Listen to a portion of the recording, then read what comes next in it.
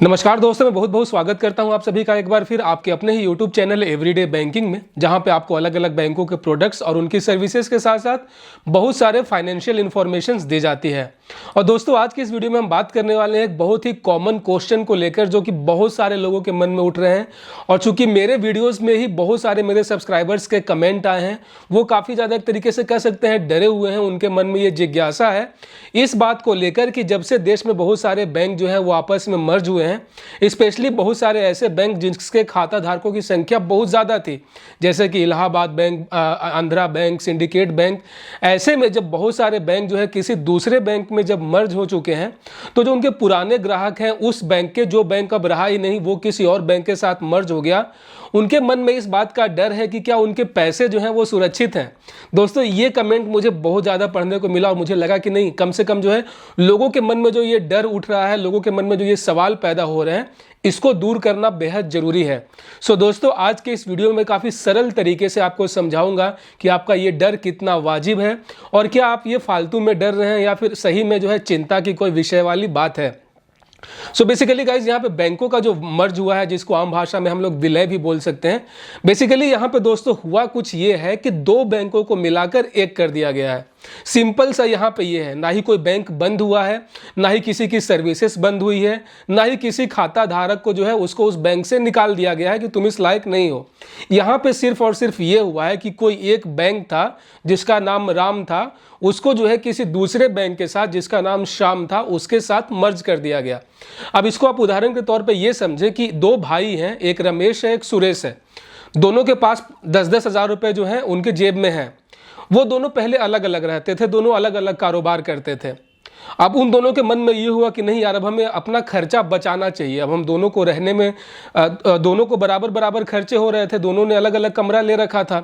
ऐसे में अब उन रमेश और सुरेश थे, उन्होंने ये डिसाइड किया नहीं, अब हम साथ में रहेंगे। तो क्या इससे जो है उनके जेब में जो पैसे थे, दोनों के जेब में जो 10-10 हज़ार रुपये थे, वो डूब गए? बिल्कुल नहीं। तो ठीक ऐसे ही दोस्तों, आपको ये समझने वाली जो बात है कि आपके जो पैसे थे आपके खाते में, वो बिल्कुल सुरक्षित हैं और बिल्कुल सेफ हैं। उस पैसे में कोई भी सेंधमारी नहीं कर सकता है। वो आपके पैसे हैं और वो हमेशा आपके ही रहेंगे। ना ही बैंक बंद हुआ है, ना ही किसी तरीके का कोई सर्विस बंद हुआ है। अभी फिलहाल थोड़ा सा सर्विस डिस्टर्ब इसलिए चल रहा है कि उनका सॉफ्टवेयर, जो दोनों बैंकों का अलग अलग सॉफ्टवेयर था, अब उन दोनों को एक करना है। क्योंकि गाइज, यहाँ पे आप ये समझने वाली बात है, जितने भी अलग अलग नाम से जो बैंक चलते हैं उनका अपना एक अलग नेटवर्क होता है। वो दोनों बैंक जो है आपस में बिल्कुल जुदा होते हैं, लेकिन उनका आपस का जितना भी शाखाएं होती हैं वो सभी एक दूसरे से जुड़ी हुई होती हैं। उसको बोलते हैं कोर बैंकिंग सॉल्यूशंस।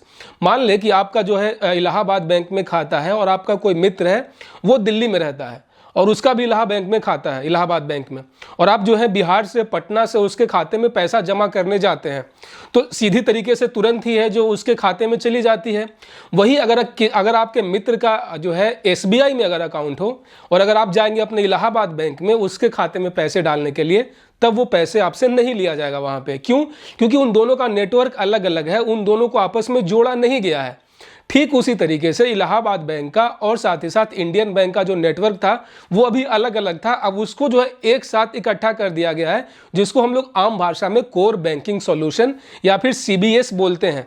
ऐसे में जो भी खाता धारक थे अलग अलग बैंकों के, वो सब इकट्ठे एक प्लेटफॉर्म पे आ जाएंगे, एक सॉफ्टवेयर के अंदर जो है उनका काम करेगा और CBS के अंतर्गत वो सभी आपस में कनेक्टेड हो जाएंगे।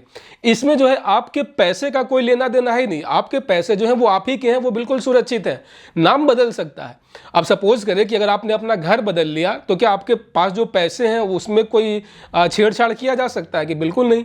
केवल जो है यहाँ पे केवल नाम बदला गया है, पहचान बदला गया है। बाकी जो भी उसके खाता धारक थे, जो भी उनके डिटेल्स थे बैंकों में, वो बिल्कुल उसी तरीके से हैं। यहाँ पे किसी तरीके का जो है, मैं आपको बार बार समझाने की कोशिश कर रहा हूँ कि किसी तरीके का कोई भी जो है चिंताजनक बात यहाँ पे नहीं है। बैंकों का जो मर्ज हुआ है ये उनका आपस का इंटरनल मैटर है। इसमें किसी तरीके से किसी भी ग्राहक को किसी भी सुविधा पे कोई प्रभाव नहीं पड़ने वाला है। थोड़ा सा डिस्टर्बेंस आपको हो सकता है कि चूंकि अभी उन लोग का मर्जर का प्रक्रिया हो रहा है, सॉफ्टवेयर मैच हो रहे हैं, ऐसे में थोड़ा सा जो है डिस्टर्बेंस हो सकता है आपको, लेकिन इस बात की गारंटी बिल्कुल 110% है कि आपके पैसे बिल्कुल सुरक्षित हैं, क्योंकि बैंक यहाँ पे डूबा नहीं है, इसीलिए आपके पैसे बिल्कुल डूबने वाले नहीं हैं। आपके पैसे आपके ही हैं।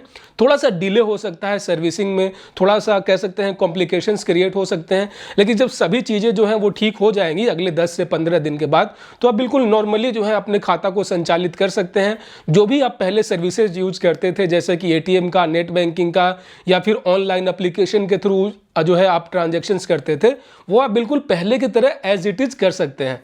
दोस्तों, अगर बैंक के मर्ज होने के बाद अगर आपके मन में कोई और भी डाउट है, कोई और सवाल है, तो कमेंट बॉक्स खुला हुआ है। मुझे बहुत खुशी होगी आप सभी के सवालों का जवाब देने में। लेकिन ये बात हमेशा याद रखें कि आपके पैसे आप ही के थे, आपके हैं और आपके रहेंगे, और आपके पैसे जो हैं वो बिल्कुल पूर्ण रूप से सुरक्षित हैं।